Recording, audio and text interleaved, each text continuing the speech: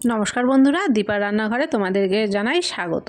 তো একই মিশ্রণে কিভাবে দুটো পিঠা তৈরি করবে সেই রেসিপিটাই আজকে আমি তোমাদের সাথে শেয়ার করছি। আর এটা খুবই সহজ রেসিপি। তো যাই হোক, আমি দেখো এখানে আগের দিন রাতে বিউলির ডাল আর সেদ্ধ চাল, মানে যে চালের আমরা ভাত খাই সেই চাল ভিজে রেখেছিলাম। তো আমি কিন্তু এখানে মাপ করে ভেজাইনি, নিজের আন্দাজ মতো ভিজে রেখেছিলাম, কিন্তু যখন মিশ্রণটাকে তৈরি করব তখন এটাকে মেপে নেব। আর ডাল আর চাল খুব ভালো করে ভিজে গেছে, সেটা কিন্তু আমি তোমাদেরকে দেখিয়ে দিলাম। তো দেখো এখানে একটা কাপ নিয়েছি, এই কাপ দিয়ে মেপে আমি 1 কাপ নিলাম বিউলির ডাল, আর একটা এখন আমি নিয়ে নিলাম মিক্সির জার। তো এবার মিক্সির জারের মধ্যে দিয়ে দিলাম 1 কাপ ডাল। এবার 1 কাপ ডালের জন্য কিন্তু আমাদের নিতে হবে 3 কাপ চাল। যদি চাল আর ডালের পরিমাপটা তোমরা ঠিকঠাক রাখো তাহলে দেখবে পিঠেগুলো কিন্তু তোমার সবটাই সুন্দর হবে। তো এখানে কাপ দিয়ে মেপে দেখো আমি 3 কাপ চাল উঠিয়ে নিলাম। বাদ বাকি যে চাল ডালটা বেঁচে আছে সেটাকে কিন্তু আমি সাইড করে রাখলাম, সেটাকে আর ব্যবহার করব না। এবারে এর মধ্যে দিয়ে দিচ্ছি একটুখানি জল। তো জলটা প্রথমে অল্প একটু দেবে, একদম বেশি দিতে যাবে না, না হলে কিন্তু এর ঘনত্বটা পাতলা হয়ে যাবে। তো এটাকে দেখো মিক্সিটাকে ঘুরিয়ে খুব ভালো করে কিন্তু আমি মিশ্রণটাকে করে নিলাম। তো সবটুকুই ঢেলে নিচ্ছি। তো দেখো এখানে মিশ্রণটা কিন্তু অনেকটা পরিমাণ ঘন আছে। তো মিক্সির জারটা ধুয়ে এখানে কিন্তু একটু আমি জল দিয়ে দিলাম, আর যদি দরকার পরে আবার জল দেব। এখন কিন্তু দেখো হাতা দিয়ে আমি মিশ্রণটাকে খুব ভালো করে আগে মিশিয়ে নেব। আর তার আগে কিন্তু এখানটায় আমাকে দিয়ে দিতে হবে স্বাদ মতো লবণ। তো লবণটা তোমরা তোমাদের ইচ্ছা মতো কম বেশি করে দেবে, তবে যে কোনো পিঠেতেই একটু করে লবণ দিলে কিন্তু পিঠের স্বাদটা ভালো আসে।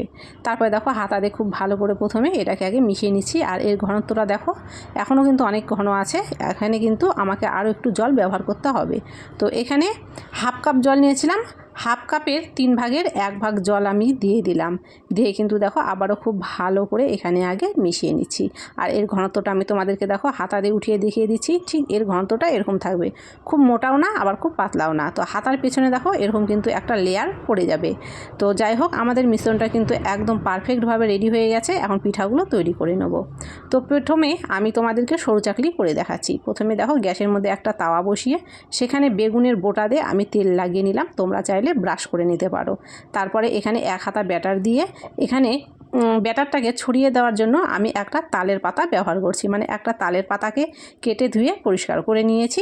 এবার সেটা দিয়ে ব্যাটারটাকে ছড়িয়ে দিয়ে কিন্তু পিঠেটাকে আমি ঢেকে দিলাম 30 সেকেন্ডের মতো। 30 সেকেন্ড পরে দেখো ঢাকনাটা খুলে নিলাম। আর যেহেতু প্রথমের পিঠা, প্রথম দিকে দেখবে একটু কিন্তু তাওয়ার সাথে লেগে যাবে, কিন্তু তোমার ছিঁড়ে বা ভেঙে যাবে না, এরকম কিন্তু সুন্দরভাবে উঠে যাবে। তো এইভাবে কিন্তু তোমাদেরকে আমি আরও একটা পিঠে করিয়ে দিচ্ছি। সেম একই পদ্ধতিতে আগে একটু তেল লাগিয়ে নেবে, আর তেলটা খুবই হালকা নেবে। তেলটা বেশি পড়ে গেলে কিন্তু পিঠেগুলো দেখতে লাল লাল হয়ে যাবে, সেই জন্য তেলের পরিমাণটা একটু কম দেওয়ার চেষ্টা করবে, যাতে লেগে না যায়। সেই কারণে হালকা তেল ছুঁয়ে নিলেই হবে। সেই একই পদ্ধতিতে দেখো পিঠেটা দিয়ে ছড়িয়ে দিয়ে আবারও ঢেকে দিলাম। আবারও 30 থেকে 35 সেকেন্ড পরে ফিরে এলাম। আবারও কিন্তু দেখো একই পদ্ধতিতে পিঠেটাকে উঠিয়ে নিচ্ছি। একটু কিন্তু নিচে লাগবে মনে হচ্ছে, কিন্তু দেখো ভাঙবে না বা ছিঁড়বে না, সবগুলাই কিন্তু পরিষ্কার হয়ে উঠে যাচ্ছে। তো সরু চাকলি পিঠেগুলো কিন্তু এইভাবেই সবগুলো ভেজে নিচ্ছি। আর পিঠেগুলো কিন্তু তোমরা দেখতেই পেলে কতটা পারফেক্ট হয়েছে। এবার কিন্তু এই একই মিশ্রণ দিয়ে একই তাওয়াতে একই পদ্ধতিতে পাটিসাপটা করে নেব। তো এখানটায় দেখো যেভাবে সরু চাকলি তৈরি করলাম ঠিক সেই রকমভাবে ব্যাটার দিয়ে ছড়িয়ে দিলাম, দিয়ে কিন্তু ঢেকে দিলাম। ঢেকে দিয়ে তারপরে দেখো যখন 30 সেকেন্ড হয়ে গেল, তারপরে ঢাকনাটাকে খুলে এখানে নারকেলের পুর দিয়ে দিচ্ছি। আর হ্যাঁ, নারকেলের পুর তৈরিটা কিন্তু আমি আজকে তোমাদেরকে দেখাতে যাইনি। যেভাবে আমরা নারকেলের পুর তৈরি করি সেইভাবেই কিন্তু আমি এখানে তৈরি করে নিয়েছি। আর আজকের নারকেলের পুরটাকে আমি একটু ঝরঝরে রেখেছি। তো যাই হোক, তোমরা চাইলে একটু নরম করে নিতে পারো।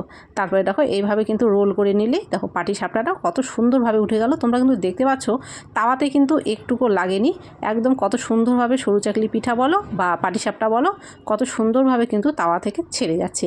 সেই জন্যই বললাম, যদি চাল আর ডালের পরিমাপটাকে তোমরা ঠিকঠাক রাখতে পারো তাহলে দেখবে তোমাদের পিঠেগুলো খুব সুন্দরভাবে হবে। তো আমি কিন্তু আরও একটা পাটিসাপটা তোমাদেরকে করে দেখিয়ে দিচ্ছি। এইভাবে যদি তোমরা পাটিসাপটা বানাতে পারো তাহলে কিন্তু একদম তাওয়াতে বা প্যানে আটকে যাবে না। অনেকেরই পাটিসাপটা বানাতে গেলে কিন্তু প্যানের মধ্যে আটকে যায়, ভেঙে যায়, ছিঁড়ে যায়, হতে যায় না। কিন্তু এই রকমভাবে ব্যাটারভাবে তৈরি করলে কিন্তু দেখো ঠিকঠাকভাবে পাটিসাপটাগুলোই হবে। আর সবথেকে বড় কথা, একই মিশ্রণে দুটা পিঠা যদি তৈরি হয়ে যায় একেবারেই কিন্তু ঝামেলাটা তাহলে কম হয়ে যায়। তো দেখো এইভাবে কিন্তু পাটিসাপটাগুলোও আমি তৈরি করে নিচ্ছি। আর 3 কাপ চাল 1 কাপ ডাল দিয়ে কতগুলো পিঠে তৈরি হয়েছে সেটা কিন্তু আমি তোমাদেরকে চলো এখন দেখিয়ে দেব। সবগুলো পিঠে কিন্তু আমি ভেজে নামিয়ে নিয়েছি। আর দেখো এখানে প্রথমে সরু চাকলি পিঠেগুলো রাখলাম, তারপরে পাটিসাপটাগুলো রাখলাম। তো কতগুলো পিঠে তৈরি হয়েছে দেখো, শুধুমাত্র 1 কাপ চাল আর 1 কাপ ডাল আর 3 কাপ চাল দিয়ে। আর দেখো সরু চাকলি পিঠেগুলো কতটা নরম হয়েছে। আমি ভাঁজ করছি, মুড়িয়ে দিচ্ছি, কোনো রকমভাবে ভেঙে যাচ্ছে না, ছিঁড়ে যাচ্ছে না। দেখো দেখতেও কিন্তু কত সুন্দর হয়েছে, অসংখ্য ছিদ্র কিন্তু হয়েছে এর গায়ে, মানে একদম পারফেক্ট সরু চাকলি কিন্তু এখানটায় তৈরি হয়ে গেছে। তো প্রত্যেকটা সরু চাকলি দেখো আমি কিন্তু দেখিয়ে দিচ্ছি, প্রত্যেকটা সরু চাকলি কিন্তু ঠিকঠাকভাবে হয়েছে, একটাও কিন্তু ভেঙে যায়নি বা ছিঁড়ে যায়নি। আর দেখো এইভাবে হাত দিয়ে মুড়ে দিলেও কিন্তু কোনো রকমভাবেই ভেঙে যাচ্ছে না। তো সরু চাকলিগুলো সুন্দর করে আমি প্রথমে কিন্তু এখানটায় সাজিয়ে দিচ্ছি। আর দেখো দেখতেও কিন্তু কত সুন্দর হয়েছে, একদম সাদা ধবধবে। তো তোমরা যদি তাওয়াতে পিঠে করার সময় তেলের পরিমাণটা একটু কম দাও, তাহলে দেখবে পিঠেগুলো কিন্তু সাদা হবে, লাল হয়ে যাবে না। আর পাটিসাপটাগুলোও দেখেই বুঝতে পারছো, পাটিসাপটাগুলোও কিন্তু দেখো কত সুন্দরভাবে হয়েছে। আর এই পাটিসাপটায় তোমরা যদি নারকেলের পুরের বদলে দুধের পুর তৈরি করতে চাও, সেটাও কিন্তু দিতে পারো, সেটাও কিন্তু ভালো লাগবে খেতে। আমি কিন্তু দেখো এটা ছিঁড়ে তোমাদেরকে দেখিয়ে দিচ্ছি। দেখো ভেতরের পুরগুলো কিন্তু দেখতেও সুন্দর হয়েছে আর একদম কিন্তু ঠিকঠাকভাবে আছে। তো একই ব্যাটারে কিভাবে দুটো পিঠে কম সময়ের মধ্যে তোমরা করে নেবে সেটা কিন্তু দেখিয়ে দিলাম। তো আমার ভিডিওটা তোমাদের কেমন লেগেছে অবশ্যই কমেন্ট করো, ভালো লাগলে অবশ্যই লাইক করো। আর বন্ধু বান্ধব আত্মীয় স্বজন সকলের মধ্যে ভিডিওটাকে শেয়ার করে সবাইকে দেখার সুযোগ করে দিও। আর যদি নতুন হয়ে থাকো আমার চ্যানেলে, অবশ্যই কিন্তু চ্যানেলটিকে সাবস্ক্রাইব করে দিও।